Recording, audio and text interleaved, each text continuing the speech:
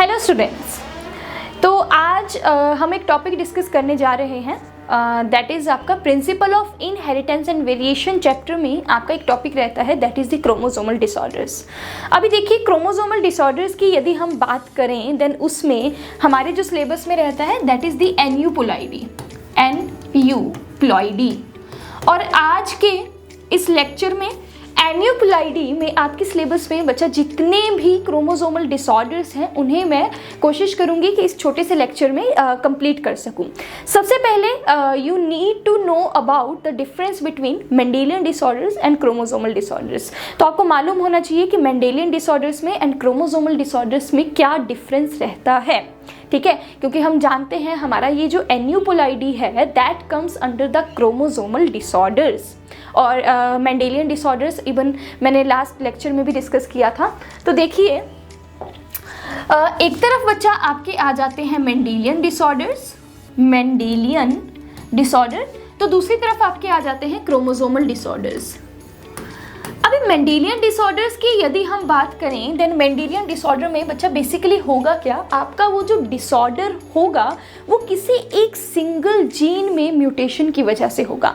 किसी एक single gene में म्यूटेशन की वजह से आपका म्यूटेशन और defect in single gene, mutation in gene, किसी जीन में म्यूटेशन की वजह से, ठीक है। लेकिन अगर हम क्रोमोसोमल डिसऑर्डर्स की बात करें देन क्रोमोसोमल डिसऑर्डर में बेसिकली होता क्या है, आपके आइदर वन होल क्रोमोसोम की या तो एडिशन हो जाएगी या फिर आपकी डिलीशन हो जाएगी। देखिए यहाँ पर आपका बेसिकली क्या हो रहा है, मेंडेलियन डिसऑर्डर में आपके सारे के सारे क्रोमोसोम का नंबर वैसे का वैसा ही है। जैसे अगर हम ह्यूमंस की बात करें देन ह्यूमंस में आपके 46 क्रोमोसोम्स प्रेजेंट रहते हैं, तो इसमें जो क्रोमोसोम का नंबर है उसके ऊपर कोई भी इफेक्ट नहीं पड़ेगा। लेकिन क्रोमोसोम के ऊपर जो आपका एक पर्टिकुलर जीन प्रेजेंट है उस एक जीन में म्यूटेशन की वजह से ये डिसऑर्डर आपको जो है वो देखने को मिलेगा, ठीक है। लेकिन क्रोमोसोम नंबर हमारा कांस्टेंट ही रहेगा। लेकिन यदि हम बात करें क्रोमोसोमल डिसऑर्डर की तो जैसे कि हम जानते हैं हमारे अंदर 23 पेयर ऑफ क्रोमोसोम्स प्रेजेंट रहते हैं, 46 अगर हम कहें तो क्रोमोसोम्स हमारे प्रेजेंट रहते हैं। क्रोमोसोमल डिसऑर्डर में या तो आपका एक सिंगल क्रोमोसोम ऐड हो जाएगा, एक्स्ट्रा क्रोमोसोम, तो आपके 46 से क्रोमोसोम्स का नंबर 47 हो जाएगा, या फिर एक क्रोमोसोम आपका जो है वो डिलीट हो जाएगा। तो एक नॉर्मल ह्यूमन बीइंग में 46 क्रोमोसोम्स आपके प्रेजेंट होते हैं, तो अगर आपका एक पूरा का पूरा क्रोमोसोम डिलीट हो जा रहा है तो आइदर उस पर्सन में आपका जो क्रोमोसोम नंबर है वो 45 हो जाएगा, ठीक है। तो यही चीज हम डिस्कस करेंगे एन्यूप्लॉइडी में। I hope this is clear to you कि मेंडेलियन डिसऑर्डर में किसी एक सिंगल जीन में म्यूटेशन आ रही है, लेकिन क्रोमोसोमल डिसऑर्डर में आपके पूरे के पूरे एक सिंगल क्रोमोसोम या तो एक एक्स्ट्रा आ जा रहा है या तो एक आपका डिलीट हो जा रहा है। तो बात करते हैं अब एन्यूप्लॉइडी की। एन्यूप्लॉइडी बेसिकली ये आपका क्रोमोसोमल डिसऑर्डर्स के अंडर आता है। एन्यूप्लॉइडी पहले मैं आपको समझा देती हूँ कि इसमें होता क्या है। जैसा कि हम जानते हैं एडिशन और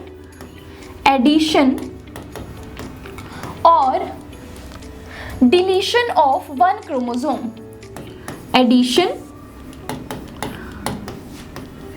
और डिलीशन ऑफ वन क्रोमोसोम, यदि किसी एक क्रोमोसोम की एडिशन हो रही है या फिर डिलीशन हो रही है। अब वो जो आपका जहाँ से आपकी क्रोमोसोम की एडिशन हो रही है या डिलीशन हो रही है वो आपका मतलब सेक्स क्रोमोसोम्स का पेयर भी हो सकता है, आपके ऑटोसोमल क्रोमोसोम्स का पेयर भी हो सकता है। जैसे कि हम जानते हैं we have 23 pair of chromosome जिसमें 22 पेयर आपके ऑटोसोमल रहते हैं। अगर उन 22 पेयर में से किसी एक पेयर का एक क्रोमोसोम जा रहा है तो आपका ऑटोसोमल क्रोमोसोम में आ जाएगा, अदरवाइज आपके सेक्स क्रोमोसोम्स भी रहते हैं। तो वो मैं आपको पर्टिकुलरली बताऊंगी कि किस डिसऑर्डर में आपके सेक्स क्रोमोसोम में एडिशन हो रही है, डिलीशन हो रही है, या फिर किस में आपकी जो है वो नॉर्मल ऑटोसोमल क्रोमोसोम में आपकी एडिशन या डिलीशन हो रही है। लेकिन सबसे पहले हम इसका रीज़न जान लेते हैं कि ये एडिशन और डिलीशन होती कैसे है, कैसे ये एडिशन और डिलीशन आपकी हो रही है, ये हम जान लेते हैं। देखिए बच्चा, वी ऑल नो कि आपके यदि हम मियोसिस की बात करें देन मियोसिस में बेसिकली होता क्या है, जब भी हमारी बॉडी में गेमीट्स की फॉर्मेशन होती है, मियोसिस में क्या होता है, मियोसिस हम जानते हैं 2 पार्ट्स में डिवाइडेड है, आपकी मियोसिस 1 और आपकी मियोसिस 2। अब बात करते हैं आपकी मियोसिस की वो स्टेज जिसमें आपके क्रोमोसोम एक दूसरे से दूर जाते हैं, वो सेपरेट होते हैं। अगर हम एनाफेज 1 की बात करें, देन एनाफेज 1 में क्या होता है, आपके जो होमोलोगस क्रोमोसोम का पेयर बना होता है ना, ऐसे ही आपके 23 पेयर आपके बने होंगे, ठीक है। तो एक क्रोमोसोम आपका एक पोल की तरफ मूव हो जाता है, this is the anaphase, anaphase 1, ठीक है। तो एक क्रोमोसोम क्या होता है, एक क्रोमोसोम आपका एक पोल की तरफ मूव हो जाता है, दूसरा क्रोमोसोम आपका दूसरे पोल की तरफ मूव हो जाता है। मान के चलिए ऐसे कई क्रोमोसोम्स हैं इस तरह से, ठीक है। यहाँ पर मैं एक और बना देती हूँ, ठीक है। अब ये क्या हो रहे हैं, एक दूसरे से सेपरेट हो रहे हैं, क्योंकि हम जानते हैं मियोसिस 1 के एंड में आपको 2 सेल्स की फॉर्मेशन करनी है। लेकिन किसी एक रीज़न की वजह से हुआ क्या बच्चा, आपकी, ठीक है, ये एक क्रोमोसोम जो है वो इस तरफ को आ गया, ये आपके पेयर थे ना, होमोलोगस पेयर होता है ना, आपका क्रोमोसोम का होमोलोगस पेयर होता है, एक इस तरफ को हो गया, एक इस तरफ को हो गया, दूसरा भी। लेकिन आपका एक पेयर जो है वो मतलब एक दूसरे से सेपरेट नहीं हो पाया, यानी कि हम कह सकते हैं यहाँ पर बेसिकली हुई क्या, आपकी नॉन डिसजंक्शन, मतलब कि उनके डिसजंक्शन होनी चाहिए थी, उनकी डिसजंक्शन होनी चाहिए थी। क्यों डिसजंक्शन होनी चाहिए थी, क्योंकि हम जानते हैं नॉर्मली आपका क्या होता है, आपके कुछ क्रोमोसोम आपके इस तरफ आ जाते हैं, फिर कुछ क्रोमोसोम आपके इस तरफ आ जाते हैं, फिर उसके बाद टीलोफेज एंड साइटोकाइनेसिस के बाद वो आपके 2 सेल्स में डिवाइड हो जाते हैं, फिर आधे क्रोमोसोम इस तरफ आ जाएंगे और आधे क्रोमोसोम इस तरफ आ जाएंगे, एंड हमारे पास मियोसिस के एंड में जो है वो हैप्लॉइड नंबर हमारे पास आ जाता है। लेकिन नॉन डिस्टिंक्शन में बच्चा क्या होता है कि आपके जो 23 पेयर है उसमें से कोई एक पेयर ऐसा होगा जिसका क्रोमोसोम सेपरेट नहीं कर पाएगा, और अगर वो आपका सेपरेट नहीं कर पाएगा, अब आप खुद सोचिए, इसका जो आपका, मैं इसे इरेज कर रही हूँ, अब आप खुद सोचिए, आपके पास ये वाली कंडीशन हो चुकी है जिसमें आपके क्रोमोसोम का क्या हुआ, नॉन डिस्जंक्शन हुआ, क्रोमोसोम का आपका नॉन डिस्जंक्शन हुआ। तो इसके बाद अब मान के चलिए जो आपके 2 सेल्स बनेंगे, वैसे तो क्या होना था, एक सेल में आपके जो है वो एक क्रोमोसोम यहाँ पर, ठीक है, ये इनको मैं 2 में डिवाइड कर देती हूँ, ऐसे 2 में, ये एक इस तरफ आ गया और एक दूसरे सेल में आ गया, क्योंकि इससे आपके 2 सेल्स बने ना, इससे आपके 2 सेल्स बनेंगे, ठीक है। लेकिन ये वाला क्योंकि डिवाइड नहीं हो पाया, ये एक दूसरे से सेपरेट नहीं हो पाए, तो ये दोनों के दोनों साथ ही एक में ही रह जाएंगे, इस तरफ तो आपका नहीं जा पाएगा, ठीक है। तो यहाँ पर आपके कितने क्रोमोसोम आ गए, तो यहाँ पर हम देख सकते हैं कि एक सेल आपका ऐसा हुआ, एक सेल में आपका एक क्रोमोसोम एक्स्ट्रा हो गया और एक सेल में आपका एक क्रोमोसोम कम हो गया। तो इस तरह से आपकी एडिशन ऑफ क्रोमोसोम हो जाती है या फिर आपकी डिलीशन ऑफ क्रोमोसोम हो जाती है। I hope this concept is clear to you कि बच्चा जिन्होंने मियोसिस को बिल्कुल अच्छे से डिटेल में पढ़ा है वो बच्चे इस कॉन्सेप्ट को बिल्कुल अच्छे से समझ जाएंगे। उन्हें मालूम है कि एनाफेज में होमोलोगस क्रोमोसोम की सेपरेशन होती है, अगर वहाँ पर भी आपकी डिसजंक्शन अच्छे से हो रही है, या फिर कई बार एनाफेज 2 में क्रोमेटिड एक दूसरे से मतलब नहीं दूर जा पाते हैं, नॉन डिस्टिंक्शन ऑफ क्रोमेटिड्स की वजह से भी ये डिसऑर्डर्स हमें देखने को मिलते हैं। I hope this is clear to you. तो चलिए बात करते हैं एन्यूपुलाइडी के अंदर कौन कौन से हमारे सिलेबस में एग्जाम्पल है। मैं कोशिश करूंगी कि एक ही उसमें आपको सारे के सारे एक्सप्लेन कर पाऊँ। अभी मान के चलिए आपकी एन्यूपुलाइडी में, मान के चलिए आपकी कोई एक ऐसी फीमेल थी, ठीक है, जब उस फीमेल ने क्या किए, उस फीमेल ने गैमीट्स की फॉर्मेशन की, ठीक है। अब ये एक तरफ आपकी फीमेल है, एक तरफ आपका मेल है। अब इस मेल ने भी गैमीट्स की फॉर्मेशन की, इसने एक एक्स गैमीट बनाया और इसने एक वाई गैमीट बनाया। गैमीट्स फॉर्मेशन में तो हम जानते हैं ना कि आपका जो एक्स और वाई क्रोमोसोम है वो इक्वली डिस्ट्रीब्यूट हो जाते हैं आपके गैमीट्स में। अब मान के चलिए फीमेल में जब आपके गैमीट्स की फॉर्मेशन हो रही थी, उस समय किसी रीजन की वजह से आपके जो क्रोमोसोम है वो एक दूसरे से दूर नहीं जा पाए, आपकी नॉन डिसजंक्शन ऑफ क्रोमोसोम जो है वो वहाँ पर हो गई।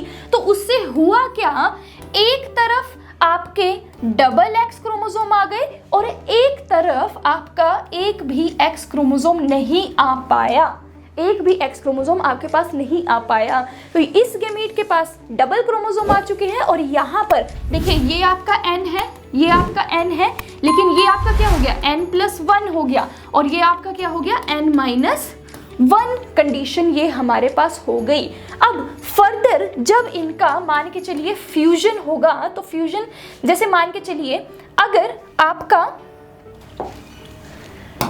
ठीक है, अगर आपका जो इस तरफ से मेल का फ्यूजन इस वाले गैमीट के साथ होता है, ठीक है, आपका जिसमें n-1 था, इस वाले गैमीट का फ्यूजन इस मेल वाले के साथ होता है, तो आगे बननी तो चाहिए थी फीमेल। यहाँ पर क्या बनना चाहिए था आपका, यहाँ पर आपकी फीमेल बननी चाहिए थी, लेकिन वो जो आपकी फीमेल होगी वो आपकी X0 होगी, ठीक है, यानी कि होना उसमें डिप्लॉयड नंबर चाहिए था, जो आगे फीमेल बनी उसमें डिप्लॉयड नंबर होना चाहिए, दैट इज आपका 2n, लेकिन यहाँ पर आपका क्या आ जाएगा 2n-1 कंडीशन आपकी अराइज हो जाएगी। I hope this is clear to you, ठीक है। वैसे ही मान के चलिए अगर आपका, ठीक है, ये वाला जो मेल की तरफ से एक्स क्रोमोसोम है, इसके लिए मैं डिफरेंट कलर इस्तेमाल करती हूँ ताकि आपको समझ में आ जाए, ठीक है। अब मान के चलिए जिसमें डबल एक्स क्रोमोसोम्स आ गए थे, जिसमें डबल एक्स क्रोमोसोम आपके आ गए थे और एक तरफ से नॉर्मल मेल गैमीट आपका, ये दोनों अगर आपस में फ्यूज कर रहे हैं तो आपका यहाँ पर ट्रिपल एक्स जो आगे आपकी फीमेल बनेगी वो आपकी कैसी हो जाएगी, ट्रिपल एक्स हो जाएगी, ठीक है। तो वैसे तो ये फीमेल होनी चाहिए थी, कैसे, ये आपकी 2n होनी चाहिए थी, लेकिन आपकी क्या हो जाएगी, ये 2n+1 हो जाएगी, ठीक है। अब नेक्स्ट कंडीशन मान के चल लेते हैं कि अब यहाँ से मान के चलो ये वाला जो डबल एक्स है आपका, अगर ये आपका इस y के साथ कंबाइन कर रहा है, अगर ये वाला डबल एक्स इस y के साथ आपका कंबाइन कर रहा है, तो आपके पास x y आ गया जो कि मेल बनना चाहिए था, लेकिन वो आपका होगा ये मेल, 2n होना चाहिए था, लेकिन यहाँ पर भी कंडीशन आपकी क्या आ जाएगी, 2n+1 कंडीशन आ जाएगी। तो ये मैं बच्चा आपको बता दूं, ये आपको अगर आपको 2n-1 कंडीशन देखने को मिलती है, देन 2n-1 कंडीशन को हम मोनोजोमी कह देते हैं, इसे हम मोनोजोमी कह देते हैं, और जो हमारे पास 2n+1 कंडीशन अराइज होती है इसे हम ट्राइजोमी कह देते हैं, इसे हम ट्राइजोमी कह देते हैं। और हमारे पास ये वाली हमारे सिलेबस में जो दिया गया है, ठीक है, इसकी बात कर लेती हूँ मैं, वेट अ सेकेंड, ओके। ये जो आपको देखने को मिल रहा है जिसमें बच्चा आपका 2n-1 है, एंड आपकी ये होनी क्या चाहिए थी, ये आपकी फीमेल होनी चाहिए थी, लेकिन इसके पास जो क्रोमोसोम्स है वो आपके है X और O, ये X और O क्रोमोसोम है, तो इसे जो है वो टर्नर सिंड्रोम कहा जाता है। This female is with Turner syndrome.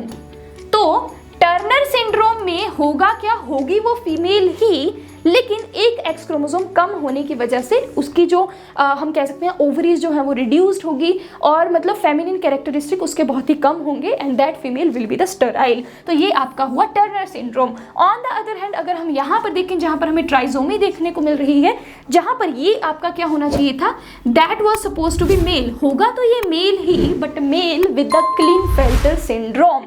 ये आपका क्या हुआ, male with the Klinefelter syndrome, Klinefelter syndrome, Klinefelter syndrome. अगर आपने बच्चा किन्नर वर्ड सुना होगा, किन्नर वर्ड अगर आपने सुना होगा, जो आपकी शी मेल्स होती हैं, तो वो आपकी क्लीनफेल्टर सिंड्रोम रहते हैं, तो होते ये मेल ही हैं, लेकिन एक एक्स क्रोमोसोम एक्स्ट्रा होने की वजह से इनमें जो है वो फेमिनिन कैरेक्टरिस्टिक हमें देखने को मिलते हैं, इनमें ब्रेस्ट एनलार्जमेंट हमें देखने को मिलती है, प्लस टेस्टिस जो है वो आपको रिड्यूस्ड देखने को मिलती है।